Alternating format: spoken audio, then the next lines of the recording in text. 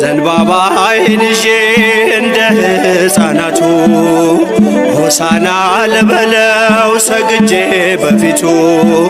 ምንም ባዶ ብሆን እውቀት ቢጎለኝ ለስሙ ልዘምር ከልካይም የለኝ